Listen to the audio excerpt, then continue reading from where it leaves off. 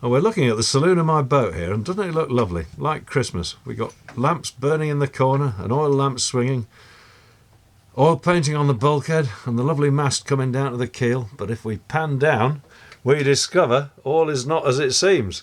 And down in the bilge is Simon, working on my generator.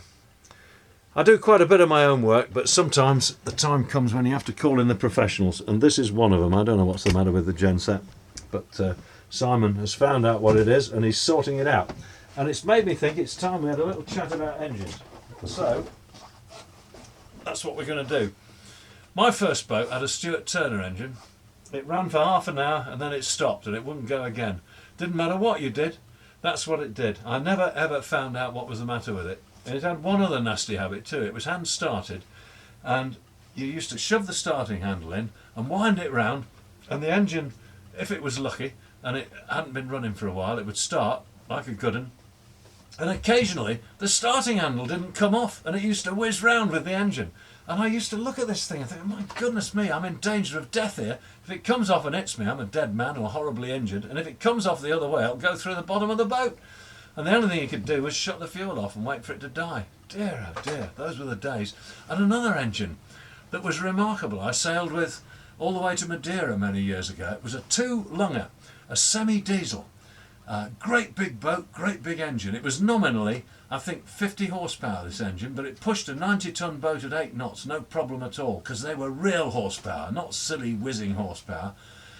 It had great big cylinders and a huge flywheel. And it was what you call a semi-diesel. You shoved diesel in the top, you turned the engine over, and basically it had no choice but to start. But there was a catch.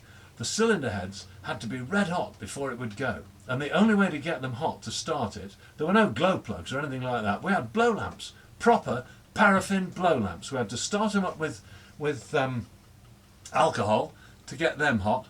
Then you pumped them up. The paraffin came through, it vaporised on the hot alcohol and it burnt, and off you went with these lovely blow lamps. You played them on the cylinder heads, there were little brackets to put them in, and you left them there for, I can't remember how long it was, it must have been a couple of minutes.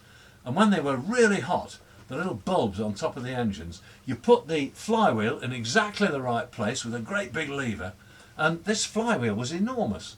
And then you pulled the lever, some compressed air shot into the engine, that turned it over, and away it went. And up on deck there was a stack that was that big around, and it used to blow smoke rings into the still air. It was a lovely thing on a winter morning to see that going, and it turned over flat out at 120 RPM.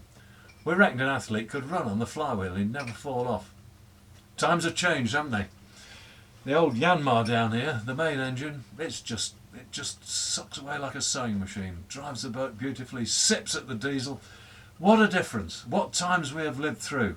And we have much to be grateful for, because the modern diesel is our saviour, it's our friend.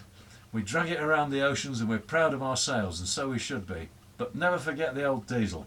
Get your maintenance done before you go off. That's what I'm doing now. See you next week.